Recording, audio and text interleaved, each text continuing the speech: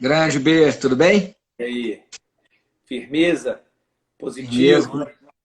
Como é que tá o feriado? Feriado hoje em dia, final de Tamo, semana, dia de semana é a mesma coisa, né? rapaz, tamo junto aqui, Duro. firme. Deixa eu falar aqui, olha, pessoal, a gente está recebendo hoje aqui na live um grande amigo. Eu tenho recebido alguns amigos, o B é um grande amigo, eu tenho a honra de conviver com ele, rio muito com ele. É uma pessoa com um bom humor fenomenal, além de ser um grande jurista, né? E a gente está aqui para falar de direito, então o Bernardo Gonçalves Fernandes é um dos maiores constitucionalistas hoje do Brasil. Ele tem um livro, curso de Direito Constitucional, que é maravilhoso, além de outras obras. Ele é pós-doutor por Coimbra, é professor da FMG, professor da PUC Minas, mestre e doutor pela FMG, enfim. O currículo dele é extenso, não faltam aí credenciais para o Bernardo. E eu fiz questão de convidar o Bernardo para falar um pouquinho do direito constitucional em momento de crise. Eu sei que o B está falando muito sobre isso em outras lives. Então, assim, a gente pode, de maneira um pouco mais resumida, falar um pouquinho das questões que estão pipocando agora em relação ao direito constitucional e as medidas restritivas para o coronavírus, para o combate ao coronavírus. E eu já até falei um pouquinho isso antes com o B, para não deixar ele numa saia justa, a gente vai tentar tratar também aqui da questão da decisão do Supremo, do ministro Alexandre de Moraes, que suspendeu a nomeação do diretor da PF.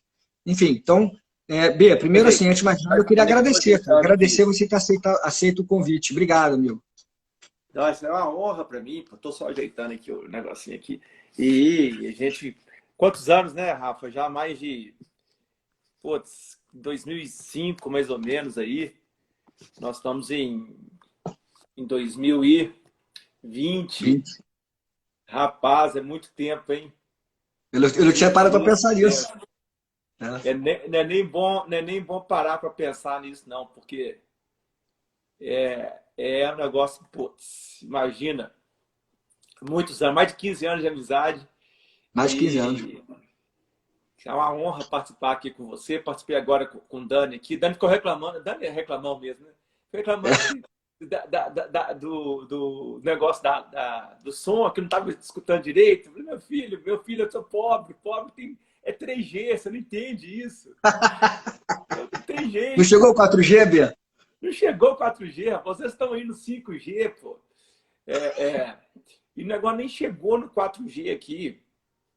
E aí, então, aí, ó, ele ficava reclamando que o negocinho ficava caindo também. Deixa eu ver se eu consigo ficar bonitinho aqui, ó. Aqui. Ah, agora sim, agora eu consegui aqui. Mas deixa eu colocar um troço aqui para segurar aqui a parada. Vou colocar aqui. Faz uma gambiarra aí, B, para segurar o celular. Deixa eu ver aqui. Apareceu alguma coisa aqui que eu não quero. Sai daqui. Sai. Você tá me vendo aí?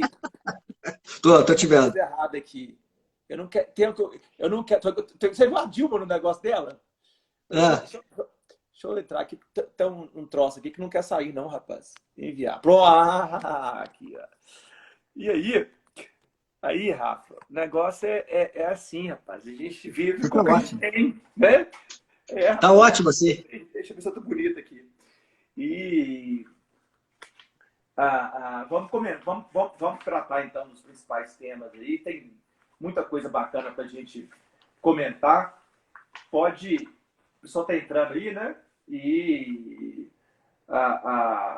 tem muita coisa legal para a gente falar e trabalhar, porque eu já estou falando há um tempo já sobre isso, né? E é, é um tema que a gente tem que falar, né? A gente tem que trabalhar e buscar discutir, porque os alunos pedem, os colegas, né, professores pedem, e então é um tema do momento. Mesmo que a gente fale 10 vezes sobre ele, não tem problema, né? Já fiz live para o Ministério Público, já fiz live para o Ingo Sarley, já fiz agora uma outra live sobre. Eu comentei a questão do trabalho, né? Da MP do trabalho, lá, da redução da jornada e do salário. Depois a ADI 6341, depois a DPF 672 e seguiu a 13.979, também já falei muito, mas vai ser uma honra, vamos lá, vamos trabalhar. Obrigado. Obrigado, amigão. Vamos lá. São os temas do momento. Vamos falar um pouquinho então disso. Você, Alessandra. A Alessandra está aí. Sempre. Fred mandou mensagem também, falando do Rio.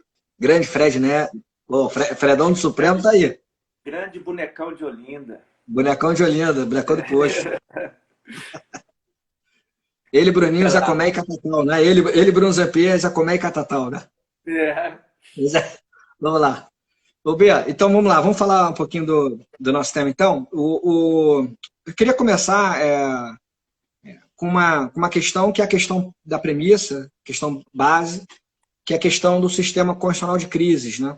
A gente tem no texto constitucional já algumas normas ou dispositivos que estabelecem um tratamento voltado para situações emergenciais ou de perigo e algumas disposições constitucionais que tratam de questões até mais extremas, como estado de sítio e estado de defesa. Então, só para citar alguns exemplos, né, o artigo 5º, inciso 25 da Constituição, fala da possibilidade de requisição de bens e serviços no caso de iminente perigo público. O artigo 37, inciso 9, também da Constituição, fala de contratação temporária de servidor para atender necessidade temporária de excepcional interesse público. Enfim, nós temos algumas normas constitucionais, alguns dispositivos constitucionais que tratam dessas questões mais emergenciais, inclusive de maneira mais extrema, nós temos as disposições relacionadas a estado de sítio e estado de defesa.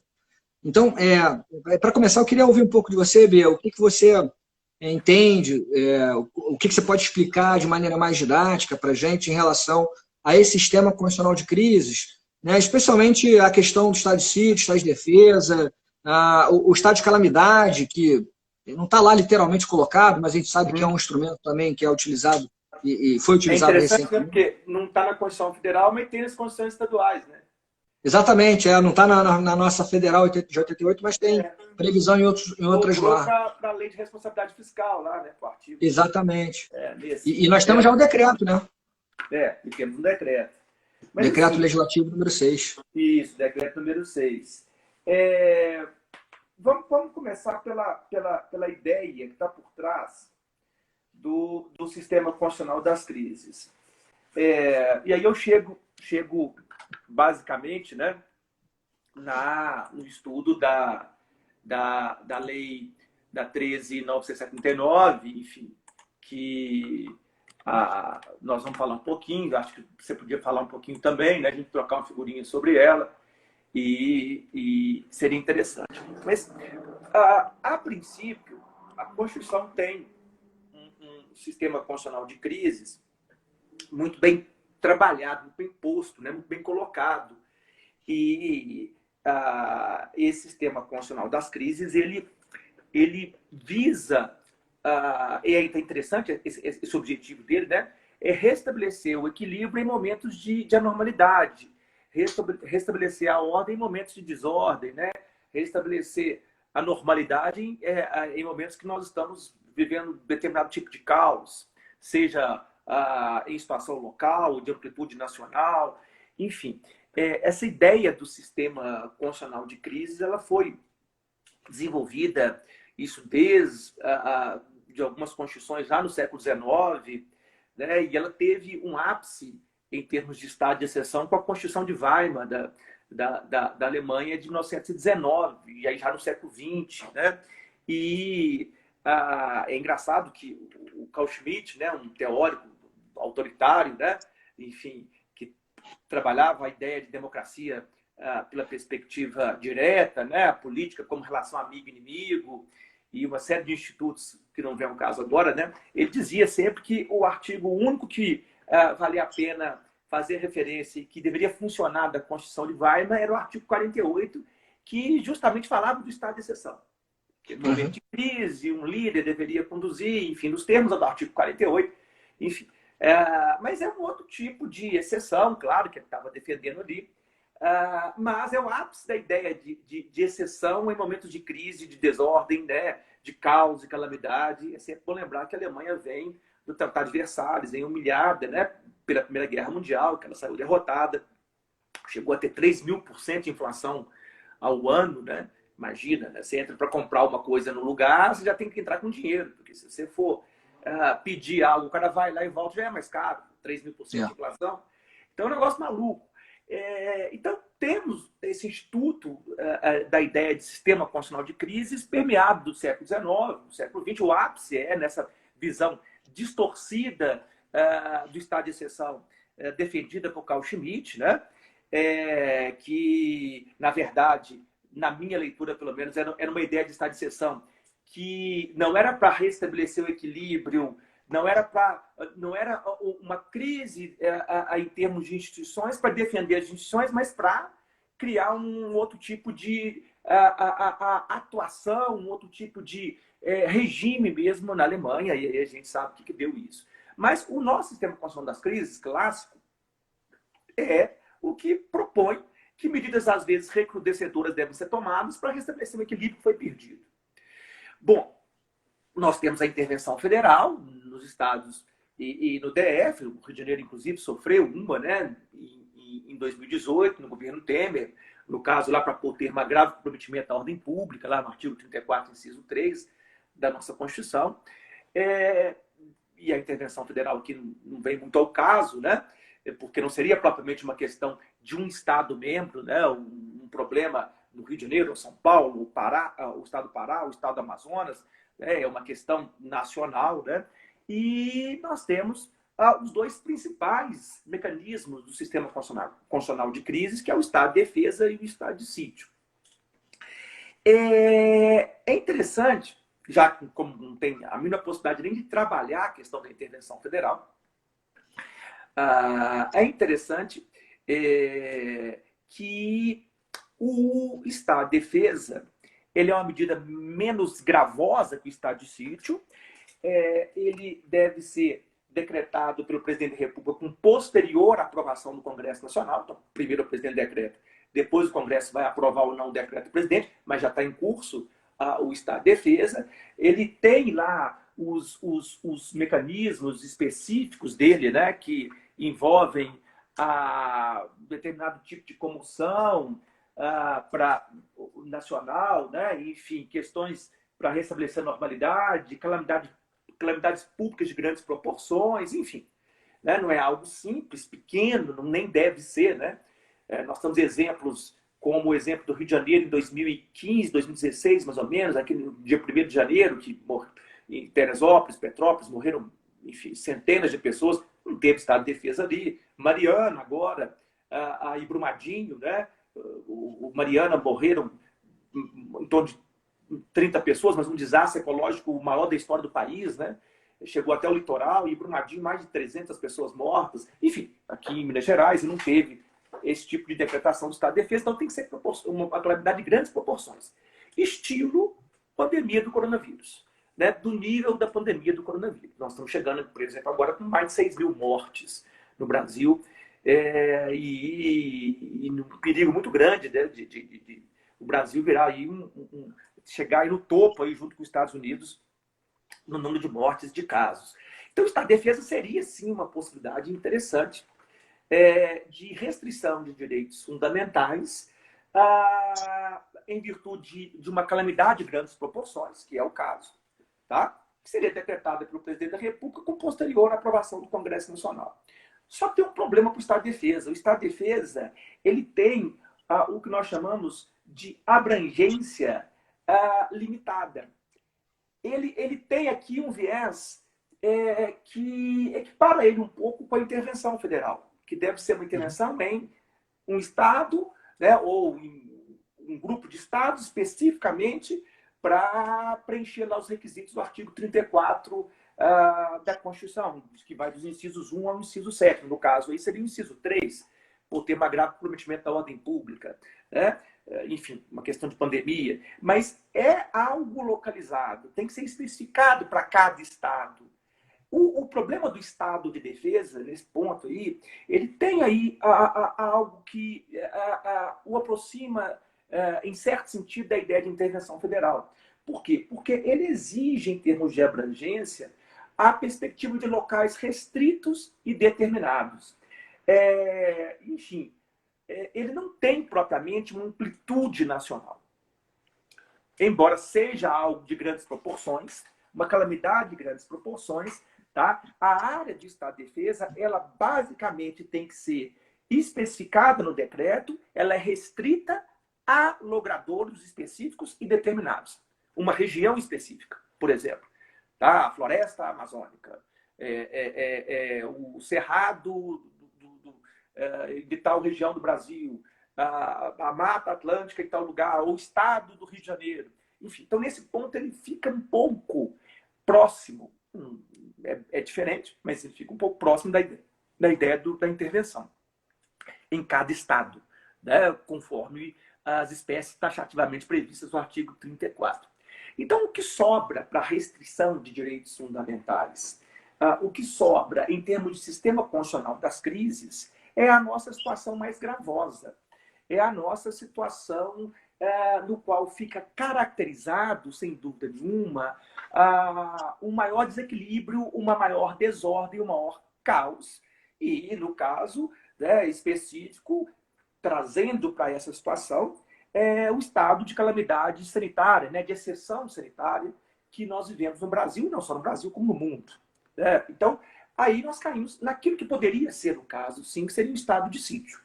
Tá? Que, primeiro, que tem uma amplitude nacional, uma abrangência nacional, diferente do estado de defesa ou de determinada intervenção federal em um estado ou em alguns estados. E é a medida mais gravosa, é a medida última, né? Seria uma última ratio ali.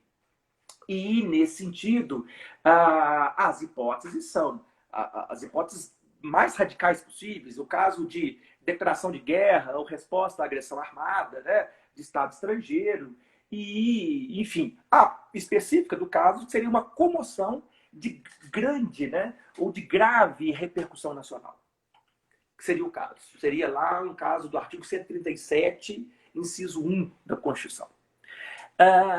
Então, e aí, uma série de medidas poderiam ser tomadas no estado de sítio, tá? É interessante o estado de sítio que ele tem um procedimento diferente, ele tem duas questões básicas, né?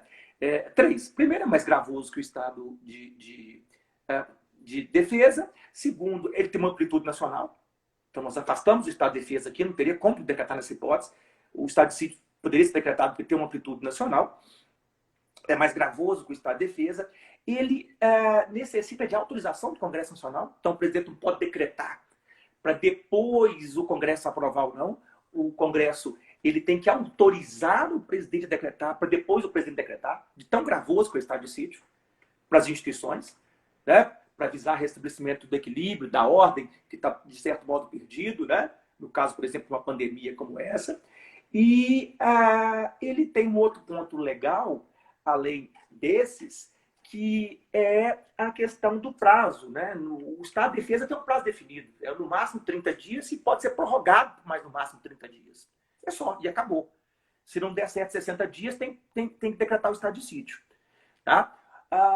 O estado de sítio, ele pode ser sempre, por um prazo de no máximo 30 dias, sempre prorrogado de novo, com a autorização do Congresso, por no máximo 30 dias de novo, por no máximo 30 dias, até resolver a situação.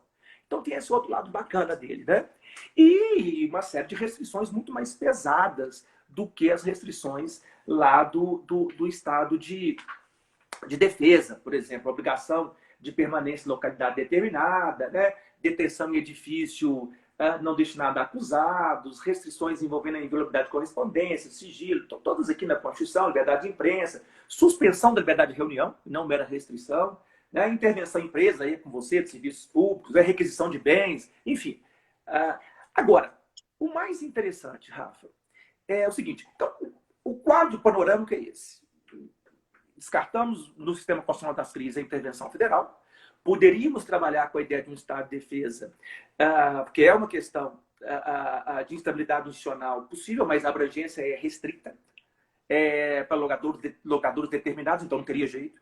Então nós caímos na última hipótese, a mais gravosa, de comoção de grave, de grande repercussão nacional, né? Ou em caso de guerra, declarado resposta à agressão armada, que é o estado de sítio, e com essas características que eu dei aí.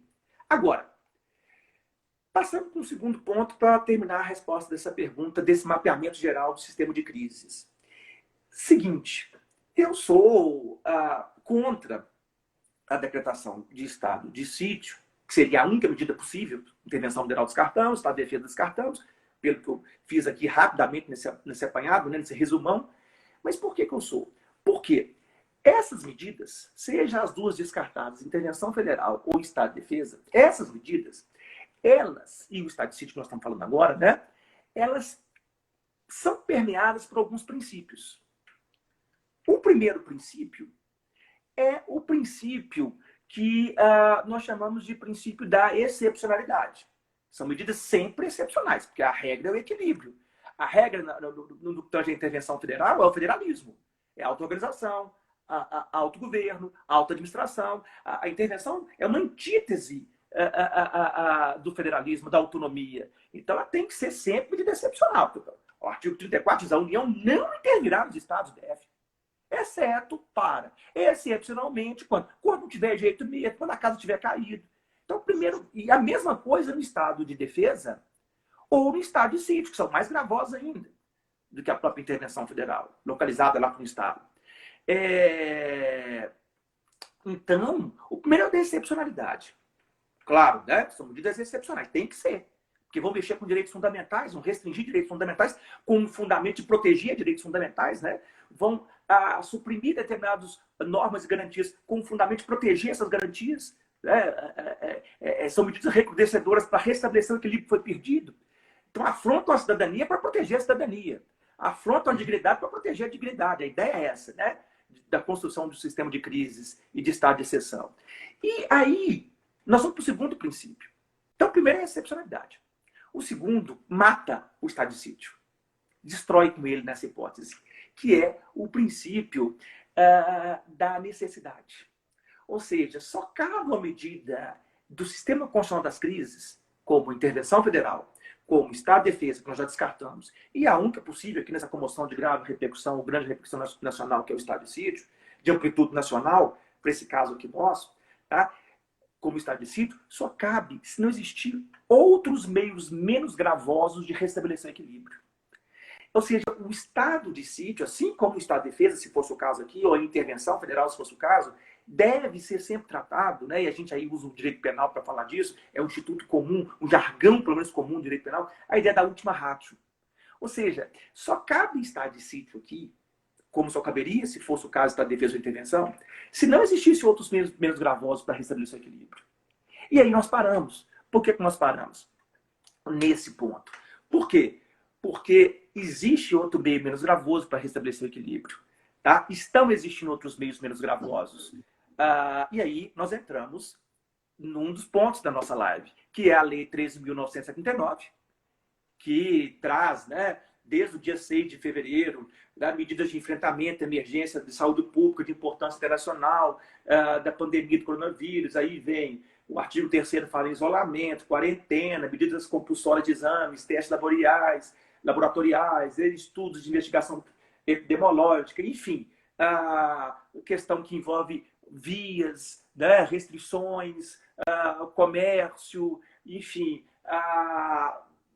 rodovias. Então, tudo o aparato que a Lei 13.979, que envolve a perspectiva do poder de polícia, a perspectiva de estado de necessidade aí, ou de calamidade, no sentido administrativo, que vocês trabalham muito, né? Ela já garante um conjunto de medidas visando o restabelecimento do equilíbrio por legislação infraconstitucional, que faz com que, pelo princípio da necessidade, nós venhamos a descartar qualquer possibilidade de estado de sítio.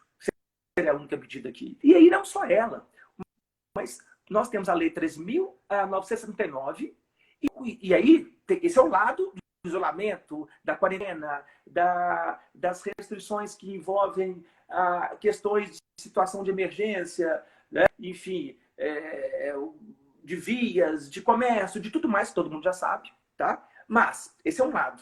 O outro lado é o lado do dinheiro. Aí vem o decreto número 6, né, do Congresso Nacional, de calamidade pública, que flexibiliza no âmbito da lei de responsabilidade fiscal, não vou dizer que flexibiliza a regra de ouro, claro, não é isso, mas flexibiliza o teto de gastos em determinados tipos de parâmetros que fazem com que haja uma flexibilização e a possibilidade de gastar além do teto e de fazer com que políticas públicas sejam direcionadas para, no caso do Brasil, mais de 40 milhões de pessoas, né? de informais ou de formais que vivem em situação precária, né? De um emprego precário, sobreempregos, enfim, ou na informalidade. E também uma ajuda aos estados, aos municípios. E aí as decretações de calamidade também dos estados e dos municípios. Outro dia eu vi, só em 2 estados do Nordeste, mais de 145 municípios já tinham pedido, e aí o pedido é para a Assembleia Legislativa, né, conforme as constituições estaduais, e as assembleias autorizando, porque aí é o outro lado do dinheiro. Né? Por isso o decreto de calamidade. Então, essa pleiade que envolve o princípio da necessidade, que faz com que só possa existir uma medida dessa, estado de sítio, se não existir outros meios menos gravosos de restabelecer o equilíbrio, e demonstrando-se os meios menos gravosos no ordenamento jurídico, a partir da 13.979 e do decreto número 6 do Congresso Nacional de flexibilização financeiro-orçamentária, nós não temos a menor necessidade do estado de sítio para isso. E aí eu entro num último dado, se me permite, que temos que avaliar também politicamente. Por quê?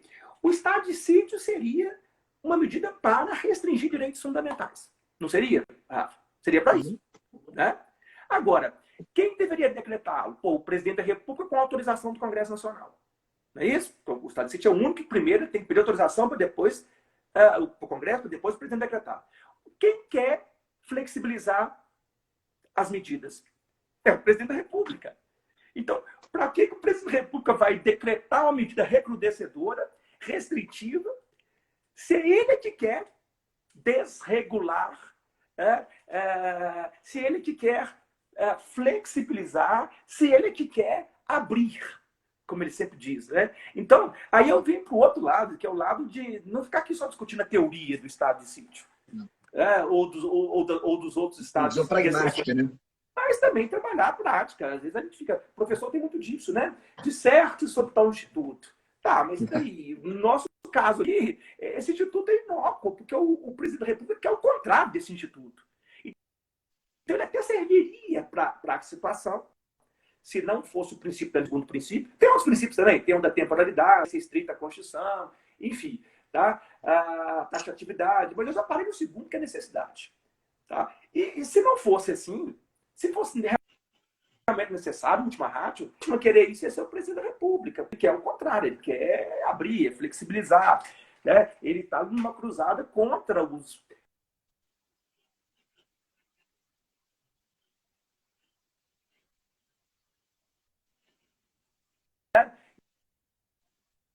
Enfim, decretos pesados que envolvem fechamento do comércio, de uma série de áreas, de praças públicas, de... Né, isso, não...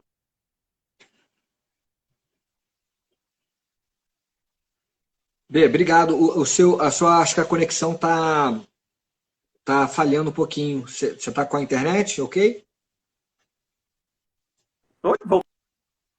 Conexão tá ótima, tá ouvindo? Voltou.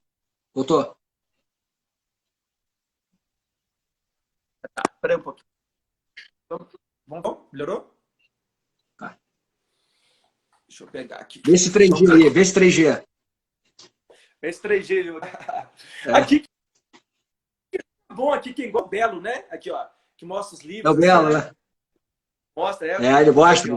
O arsenal. Eu tenho os pequenininhos ali, o Belo mostra tudo, né? Tá tudo aqui, ó. Tá bonita essa biblioteca, hein? Isso tudo aqui é a Gambi, ó. Tudo aqui é Gambi, tá vendo? Tudo aqui está de Legal. pretinho. Diga lá. Está de exceção permanente. Está de exceção da vida. né? Ô, Bia, é, Liga, vamos avançar abri aqui aqui. então, vamos falar um pouquinho da... E aí? Tá. Melhorou?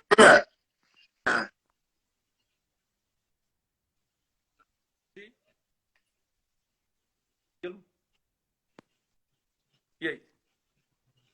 Vamos lá. Pode ir. Agora sim. Tá ouvindo? Pode falar. Vamos lá, Bia. Então, você já acho que já fez uma apresentação excelente sobre o sistema constitucional de crises e você já deu a bola para mim, né? Você começou a falar da Lei 13.979 de 2020. Então, independentemente de decretação formal de estado de sítio ou estado de defesa ou outra formalidade constitucional, você já tem essa possibilidade de ponderação entre direitos fundamentais para adotar algumas medidas restritivas de direitos fundamentais para atender à saúde pública. Então, a Lei 13.979, ela traz uma série de medidas restritivas, né? A quarentena, o isolamento, a requisição. A requisição ela já tem assento constitucional fora do sistema constitucional de crises, lá no artigo 5º 25. Uhum. Também algumas questões que sempre geram polêmicas, né? Como a internação e tratamentos compulsórios. Nós já temos também alguns precedentes legislativos, como a lei de drogas, né? Recente. Recentes, exatamente, e que fala de pessoas com transtornos mentais, pessoas que estão com problemas de drogas. Já tem lá as previsões que não é muito a minha área, mas tem lá as previsões para internação involuntária. Enfim, tem uma série de medidas do direito administrativo, inclusive, como contratação emergencial com regras diferenciadas, a própria requisição administrativa, que também toca na minha matéria. Mas eu queria ouvir um pouquinho, B, o seguinte, a gente já consegue perceber a formação aí de uma jurisprudência, digamos assim, entre aspas, né, da crise, né? O STF já tem dado algumas decisões relevantes e há pouco o Supremo teve que tratar da questão do sistema constitucional de competências, né? Porque você tem a Lei 13.979 no âmbito federal, que estabelece algumas normas nacionais, mas cada estado e cada município foi adotando através do seu legislador ou através de decretos regulamentares, foi adotando medidas restritivas diferenciadas. Então, cada ente federado tem o seu pacote de medidas, né? E aí ficou essa polêmica. Lá o particular, o cidadão lá, ou a empresa lá do município pergunta, mas eu tenho que respeitar a restrição do município, a do estado ou da União? Aí fica essa discussão, parou no Supremo. O Supremo disse que haveria uma competência concorrente entre os entes federados em matéria de saúde, o município suplementar. O que você acha disso, B? Porque está havendo esse conflito, né, de normas. Você acha que o Supremo andou bem nessa divisão de competências concorrentes? O que você acha? Essa pergunta é bacana. Eu só vou retornar a um pontinho que você tocou bem no ponto aqui, né? Eu fico aqui vendo aqui, eu estou olhando para mim aqui, na verdade eu estou de olho naquele negócio que está ali atrás, para tomar uma ali depois. Mas aí eu fico vendo, é terrível, né? Eu fico vendo, e aí, porque a menina está falando aqui, é porque o meu negócio aqui é 3G, minha filha, então é difícil, então é terrível. E aí, seguinte, eu fico vendo, Rafa, que tem muita mesmo, muito entendimento de alguns constitucionalistas da década de 80, né? E é bom o diálogo de fontes aqui, é bom o diálogo entre sistemas e microsistemas, porque eu queria pegar um ganchozinho antes de entrar na questão das competências, que eu vejo muita gente dizer, mas vem cá, Bernardo, mas essas medidas de fechar o comércio, shoppings, só deixar medidas, só decretos de prefeitos, de governadores, só deixar algumas situações excepcionais funcionando, né? Os serviços essenciais, claro, né? Óbvio. E essas medidas, é possível isso? Ora, desde a década de 50 do século XX, o Tribunal Constitucional Alemão e várias teorias, né? A teoria dos deveres de proteção, né? A teoria dos princípios de Alex, Canaris, Larens, a gente vai pegar aqui, né, vários autores do direito alemão, e não só do direito alemão, vão reconhecer tá? A teoria externa dos direitos fundamentais, né? Vão reconhecer a possibilidade categórica de que normas infraconstitucionais, como legislações infraconstitucionais ou mesmo decretos, possam, sim, limitar ou restringir direitos fundamentais previstos na Constituição. Isso é mais velho que andar para trás, né? Desde que essas restrições, desde que essas limitações sejam trazidas sobre determinados tipos de parâmetros, standards, né? E aí vão existir vários. Um deles, que vocês gostam muito no direito administrativo, nós também no constitucional, é o do tal princípio da proporcionalidade, ou máxima da proporcionalidade, ou o postulado da proporcionalidade, ou, né, falando de forma correta, se fosse o Alex, ou regra da proporcionalidade, enfim. E aí, com seus parâmetros, enfim, você tem que analisar se a medida é adequada, se ela é necessária, se ela é proporcional em sentido estrito, enfim. Então, nós temos várias teorias, né? Repito aqui, a teoria dos deveres de proteção é uma teoria interessante, ser trabalhada aqui, várias que permitem que direitos fundamentais previstos na Constituição, como a liberdade, possam ser limitados ou restringidos por leis infraconstitucionais. O que a 13.979 que você citou faz é justamente isso. E aí, dentro daquela perspectiva, que eu nem sou muito fã, nem gosto muito de ponderação, mas que, no momento, nós temos um direito fundamental de proteção à saúde, sendo aí, numa perspectiva de proporcionalidade em sentido estrito, sendo o direito aí que está sendo o mais adequado, ou deve ser o mais adequado, à luz de determinados casos que envolvem o nosso sistema de crise. Então, pela lei da colisão, pela lei da ponderação, né, se fôssemos usar as fórmulas aí do peso, de Alex, né, princípios formais, materiais, nós, devido às circunstâncias fáticas e jurídicas, chegaríamos à conclusão que essas legislações e esses decretos, eles podem sim restringir e limitar direitos fundamentais previstos na Constituição. Então, só para completar, para a gente ficar junto nessa parada, né? Não tem estado de sítio para isso também, não. Então, não é nem só o princípio da necessidade, é a proporcionalidade da legislação federal, tá? Da 13.969, que preenche sim, os subprincípios, ou subregras, ou submáximas da proporcionalidade. Bom, claro que a gente sempre tem que fazer isso à luz de um caso concreto, mas fazendo à luz de um caso concreto, ou de vários que estão surgindo por aí, né, isso é possível de ser afirmado categoricamente que sim. Então, mais uma vez, descartamos qualquer possibilidade ou necessidade de estado de sítio. Bom, agora, um outro ponto legal da lei, além do uso aí, né, restritivo e limitador de direitos fundamentais por teorias principiológicas ou teorias de deveres de proteção, né, o outro lado interessante é o lado do federalismo. Aí você toca num ponto bacana, né? Que eu tenho duas questões sobre esse lado do federalismo. A primeira é que a decisão da ADI 6341, lá, primeiro com o ministro Marco Aurélio, em sede cautelar, em março, e agora, há 2 semanas atrás, 15 de abril mais ou menos, 14, 15, a decisão de mérito, ela tem um lado muito interessante, mas um outro lado que está gerando algumas... que vai gerar, aliás, já está gerando algumas questões problemáticas. Vamos lá. A questão interessante. Primeiro, essa decisão da 6341, na minha ótica de constitucionalista, do dia a dia do direito constitucional, de sala de aula, de escrever, de trabalhar com o tema, não tem nada demais. Ela só explicita o nosso sistema de repartição de competências concorrente, legislativa e comum administrativa. A nossa parte daquilo que eu chamo de repartição vertical, que remonta à Constituição de Weimar, remonta à Alemanha também, né? Porque essa ideia de federalismo cooperativo, de federalismo de integração, é coisa de alemão, né? Coisa de gente inteligente, né? Pessoal da Alemanha.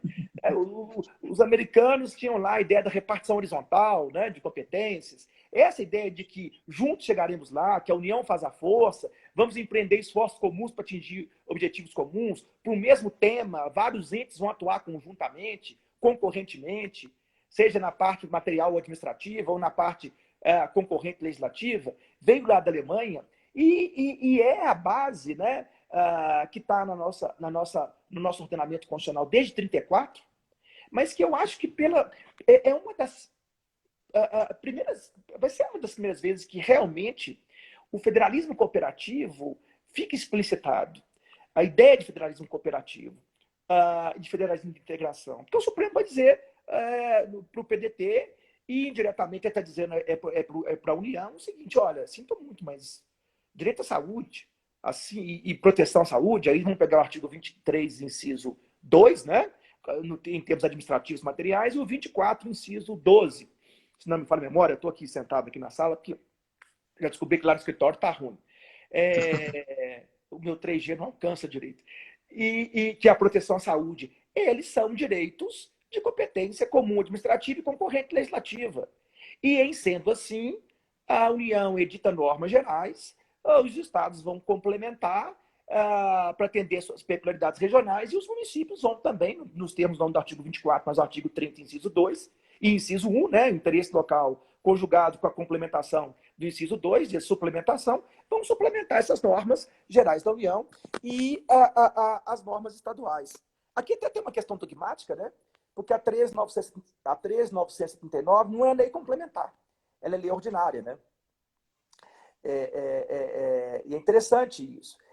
Então, aqui não é nem uma questão de competência enumerada que vai delegar para o Estado, nada disso. É a repartição concorrente tranquila mesmo, pode ser tranquilamente lei ordinária aqui, e os estados vão complementar, e os municípios. E a própria lei 13.979, com base em instruções da Anvisa e do Ministério da Saúde, em instruções, portarias, enfim, numa fiscalização, no poder de polícia também, né, e no que tange a atuação administrativa, mais que polícia, mas a atuação mesmo administrativa, eles vão lá conjugar com os estados e municípios, observando o que os estados e municípios estão fazendo, tá? E isso vai ser, enfim, estruturado.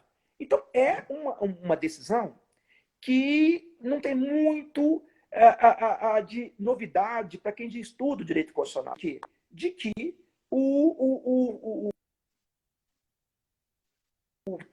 a aplicação do federalismo cooperativo, federalismo de integração, e a ideia de que nós vivemos, no que tange a direito à saúde, um ambiente de repartição de competências concorrentes legislativa. Então, não tem muito problema. Então, a explicitação daquilo que já estava na Constituição. Agora vem o problema. O problema é como estruturar isso. Como? Porque o federalismo cooperativo, ele sempre tem esse problema. Né? É aquela história do pai, vamos fazer metáforas aqui, né? Que compra um carro para 3 filhos, um de 18 anos, um de 19 e um de 20. Um pai fiteiro, né? Enfim, vai lá e compra um carro, chega para os meninos e diz: o carro é de vocês aí, ó. Olha que carrão bonito, olha como é que eu sou um pai bacana. O que vai acontecer no primeiro final de semana? O pau vai quebrar, filho. O pau vai quebrar, porque um vai dizer: não, o carro, eu vou sair hoje, eu tenho 3 namoradas, eu tenho que ir em 3 lugares, aí o outro, não, então você é um babaca, porque eu sou romântico, eu tenho uma só, quem vai sair com o carro? O papai me deu o carro. Não, mas papai me deu também. E eu tenho uma namorada só, você é um babacão, eu sou romântico, eu vou sair com ela para jantar. Aí o terceiro vai dizer assim: não, vocês estão loucos, velho. Pô, você tá com 3, você tá com uma, eu não tô com nenhuma, quem vai sair com esse carro hoje sou eu. Eu preciso arrumar uma coisa para mim, velho. Quer dizer, vai dar uma confusão, o pau vai quebrar. O pau vai quebrar. No Brasil, nós temos uma saída para isso, né? Que é a chamada repartição vertical concorrente não cumulativa.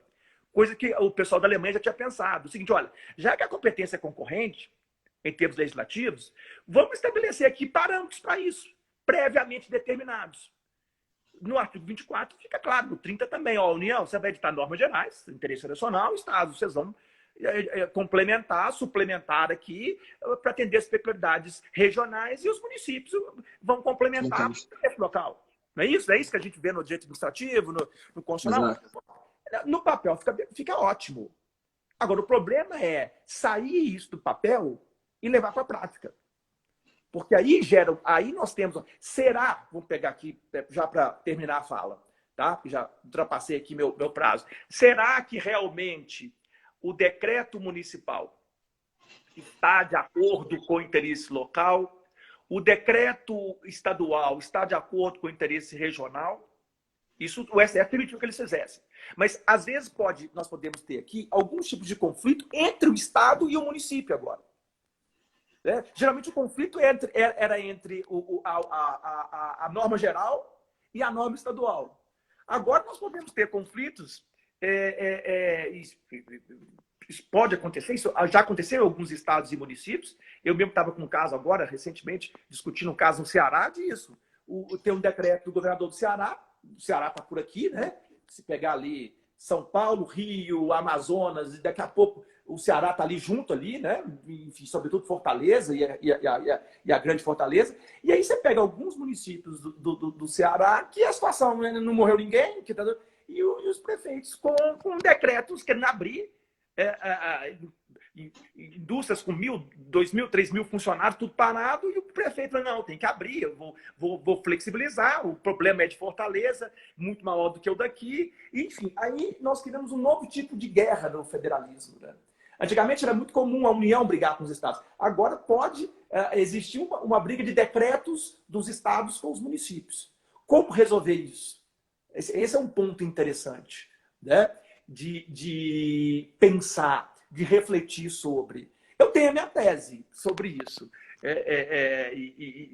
Estou escrevendo, inclusive, sobre isso, né, pegando alguns casos concretos, mas, enfim, não sei se dá tempo de eu falar um pouco dessa tese aqui, ou a gente pula para outra questão, mas eu tenho uma tese. A minha tese só vou resumir aqui em 3 palavras, é que a função do artigo 30, inciso 2 dos municípios, de suplementar a legislação federal e estadual no que couber,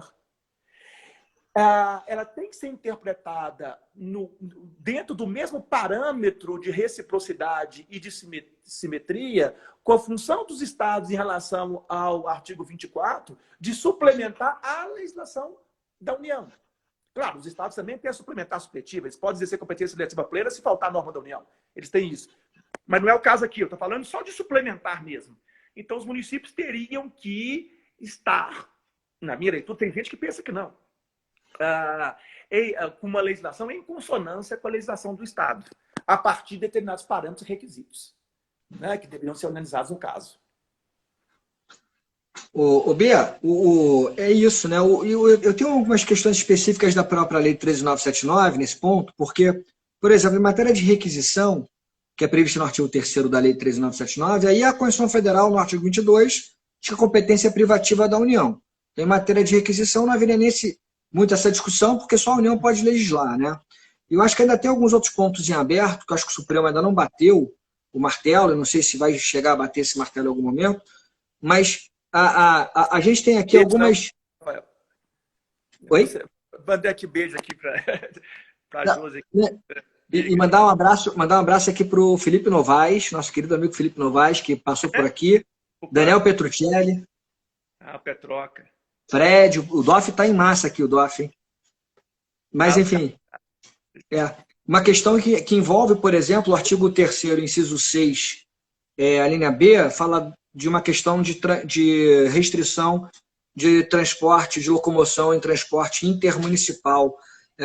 Na minha opinião, parece que aí pode ter uma discussão, porque se a gente está falando de transporte intermunicipal, seria o Estado, né? E aí a União só poderia falar de internacional ou interestadual, e o município intramunicipal. Mas poderia se discutir a questão de trânsito, enfim, dá para discutir muita coisa aqui ainda. Mas tem muita ponta solta ainda para debater na questão do conflito federativo nesse momento de pandemia. Mas, Bia... Só para cortar, teve um caso, só para depois você continua, para não perder, teve um caso no começo da pandemia no estado de Goiás, que o governador de Goiás mandou fechar as vias. Não sei se você viu isso. E o peão com a vacina da gripe não conseguiu pousar em Brasília, teve que pousar em São Paulo. Em São Paulo teve que ir de caminhão para Brasília as vacinas. E a vacina não passou, não chegou em Brasília, porque ficou barrada em Goiás. Quer dizer, isso é desproporcionalidade, né? Além da questão do federalismo aí que você está colocando. Quer dizer, exatamente. São coisas absurdas. Bem, a gente tem aqui, por conta do limite do Instagram, mais ou menos 5 minutos. Mas aqui, se você quiser, se está com tempo, a gente pode apertar de novo o negócio e falar mais uns 20 minutos depois. É isso. Tá. Eu queria ouvir a sua opinião em relação à questão da decisão do Supremo em relação ao ministro. Ah, o Ramagem. Ministro não, perdão. O diretor da PF, o Ramagem. Que impediu a fundamentação. Né? Essa questão, aí eu não sei se nós vamos ter um acordo aí, eu não sei, eu queria também te ouvir, porque aí é aquela questão do direito, né, do administrativista, mas de justiça. Porque essa decisão é mais uma daquelas decisões de interferência indevida do Poder Judiciário no âmbito aí do Poder executivo. É uma decisão meio que surreal. Né? Nós vivemos isso no caso do Lula, vivemos isso também no caso da Cristina Brasil, tá? E do Moreira Franco. Lula no governo Dilma, Cristina Brasil no caso do governo Temer, e Moreira Franco no caso do governo Temer, e agora vivemos isso no caso do governo Bolsonaro. Fazer um resgate disso aqui. No caso do governo Lula, do governo Dilma, né? A Dilma queria nomear o Lula para a ministra da Casa Civil. Em tese, para blindar ele de ser ou não preso, né? De ser preso, se eventualmente existisse a decisão, né?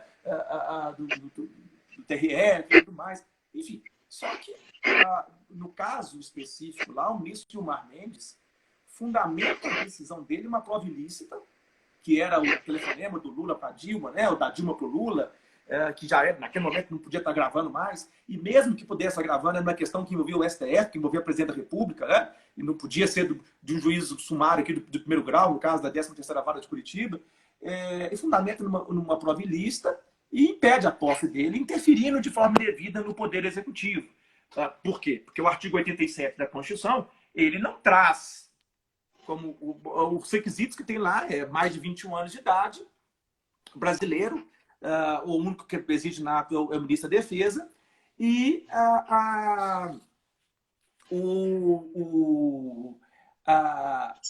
o requisito aí de estar no gozo de direitos políticos. E o requisito de estar no gozo de direitos políticos. Bom, e aí, é interessante essa decisão, Rafa, porque posteriormente o ministro Teori Zavascki, né, dá um pito no então juiz Sérgio Moro, dizendo que a prova era ilícita, né? Reclama com o ministro Gilmar Mendes, porque ele deu a decisão, correu lá para Portugal, para ficar lá em Portugal, que ele gosta, né? E a Dilma não conseguiu nomear e depois perdeu o objeto. Tá? E aí nós temos o caso da Cristina Brasil. Há um impedimento para um juiz federal juiz federal de Niterói, né, do Rio de Janeiro, de nomeá-la, dela tomar posse como ministra, né, do governo Temer, porque ela tinha duas ações e uma condenação, um acordo, uma condenação trabalhista. Quer dizer, ela não poderia ser ministra do Trabalho porque afrontaria a moralidade pública, já que ela tinha sido condenada em reclamatório trabalhista. Enfim, será... Aí é que está a questão, né? E aí vamos pegar o caso, o mais emblemático aqui é o caso Moreira Franco, que aconteceu a mesma coisa do Lula e da Cristina Brasil, e aí caiu com o Celso Mello. O Celso Mello falou assim, olha, sinto muito, o presidente nomeia quem ele quiser para ministro, desde que tenha mais de 21 anos de idade, seja brasileiro, e eles não gostam de direitos políticos. Então, é um cargo da discricionalidade do presidente da República. Tá? Agora, vamos para o último caso, vamos para o caso do Ramalho. Né? O caso dele é mais emblemático ainda. Por quê? Se nós formos observar, o remédio constitucional aqui, mandato de segurança, com que o ministro Alexandre de Moraes, né, seja provocado para conceder a medida liminar, é um mandado de segurança. Tudo bem, eu não estou contra controle de legalidade, não. Isso aí eu sei que o administrativista gosta, mas num juízo sumário e sem provas, cadê a ideia da prova pré-constituída? A prova pré-constituída é qual? É um ouvir dizer que ele é amigo, ou que ele é amigo, ele é improbo, porque ele é próximo ao presidente, ou porque é amigo do filho do presidente, porque tirou uma foto com ele no Ano Novo. Gente, e num juízo prévio, sem provas, qual que é a liquidez de certeza aí? A prova pré-construída, ou seja, num juízo sumaríssimo. Ou seja, ele está antecipando o resultado de uma investigação que deixa o inquérito rolar, tá? Inquérito no STF, conduzido pelo ministro Celso Mello. Então, quer dizer, é meio que Minority Report, sabe? Do Tom Cruise, na minha opinião. E é interessante, porque vocês do direito administrativo trabalham lá com a ideia de improbidade, com a ideia de moralidade, mas é interessante que, às vezes, alguns esquecem da ideia de legalidade. O princípio de legalidade não envolve agir de forma estritamente conforme a lei. Me fala aí, qual que é, dentro da lógica da legalidade, o impedimento que o presidente da República tem, constitucional ou infraconstitucional, para nomear esse indivíduo para chefe da polícia? O único requisito exigido é que ele seja delegado da classe especial. Ele é delegado da classe especial. Ele não tem nenhuma ação de improbidade contra ele. Ele não tem nenhum tipo de mácula na carreira dele. Se nós formos entrar nessa seara, daqui a pouco o presidente do Tribunal de Contas não pode nomear um amigo, daqui a pouco, sei lá, né? E aí vem aquelas loucuras, né? O indivíduo não pode ser ministro da Saúde porque ele é fumante.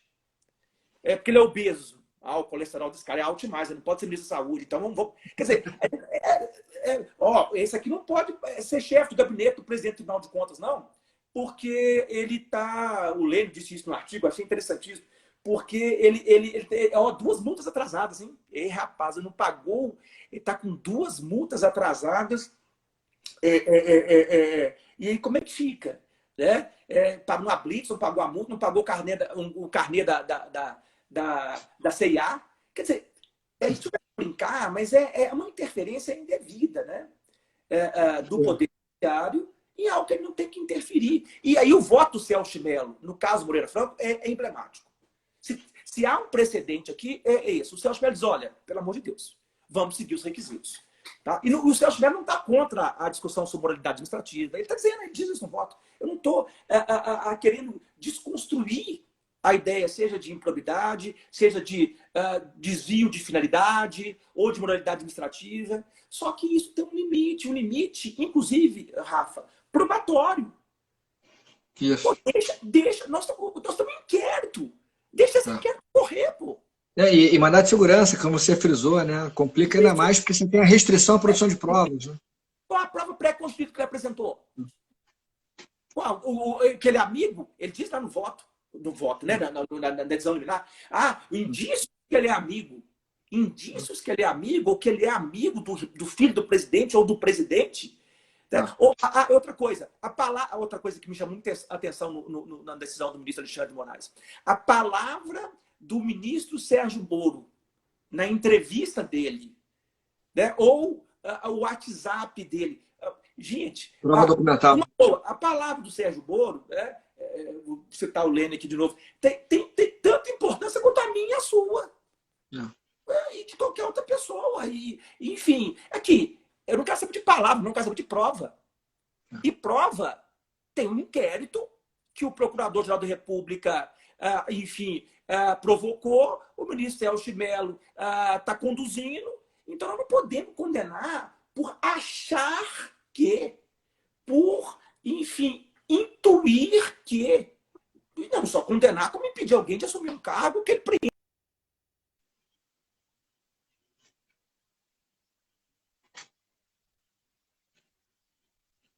Seu 3G voltou a não funcionar aqui, a conexão deu uma falhada. Pessoal, deixa eu só fechar aqui, como a gente vai cair agora o horário do Instagram. Agradecer ao Bernardo por essa live. Conhecemos a casa dele toda, ele foi andando pela casa com o seu celular. Muito obrigado pela aula, Bernardo. Muito obrigado por todos que ouviram a nossa live. E até a nossa... Tchau, tchau.